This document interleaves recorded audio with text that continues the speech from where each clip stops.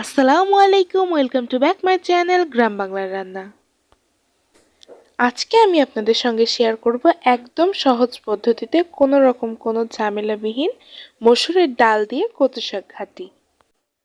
তার আগে বলে নিই, যদি আমার রান্না আপনাদের পছন্দ হয়ে থাকে তবে অবশ্যই লাইক বাটনে ক্লিক করবেন এবং সাবস্ক্রাইব করে আমার চ্যানেলের সঙ্গে থাকবেন। প্রথমেই আমি কচু শাকগুলোকে পরিষ্কার করে ধুয়ে নিয়েছি। এরপর একটি বড় কড়াইয়ে আমি 25 থেকে 30টা কাঁচামরিচ এবং লবণ দিয়ে নিয়েছি। এবার আমি অল্প পরিমাণে কচু শাক দিয়ে সামান্য ভাপিয়ে নিয়ে আবার কিছুটা কচু শাক দেব। এইভাবে আমি কচু শাকগুলোকে স্টেপ বাই স্টেপ দিয়ে নেব। এবার দিয়ে নিচ্ছি মসুরের ডাল। আপনারা চাইলে কিছুক্ষণ ভিজিয়ে তারপর দিতে পারেন।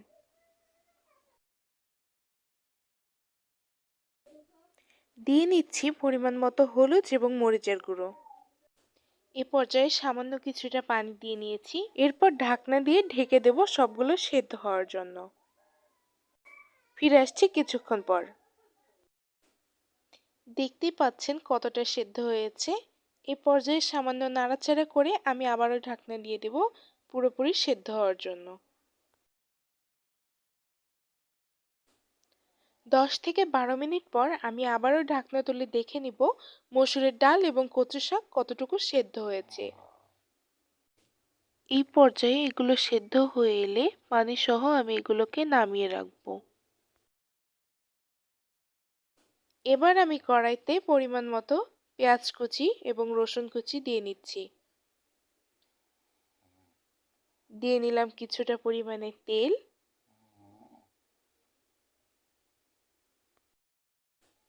দিয়ে নিচ্ছি 3 থেকে 4টি শুকনো মরিচ। এবার এগুলোকে লালচে না হওয়া পর্যন্ত ভাজতে থাকবো।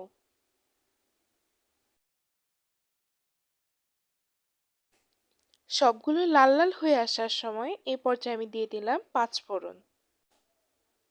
2-1 মিনিট এগুলোকে ভেজে নিয়ে এরপর আমি দিয়ে দিচ্ছি সেদ্ধ করে রাখা কচু শাক এবং মসুরের ডালগুলো। এবার যে কোনো ধরনের ঘুটনির সাহায্যে সবগুলো ঘাঁটতে হবে। শক্তভাবে কিছুটা সময় নিয়ে ঘাঁটতে হবে। পানি শুকিয়ে না আসা পর্যন্ত এবং যতক্ষণ পর্যন্ত না আমার কচু শাকের ঘাঁটিগুলো এবং মসুরের ডালগুলো ঘাঁটি হচ্ছে ততক্ষণ পর্যন্ত আমরা ধীর স্থিরভাবে সময় নিয়ে এগুলোকে একই পদ্ধতিতে ঘাঁটতে থাকব।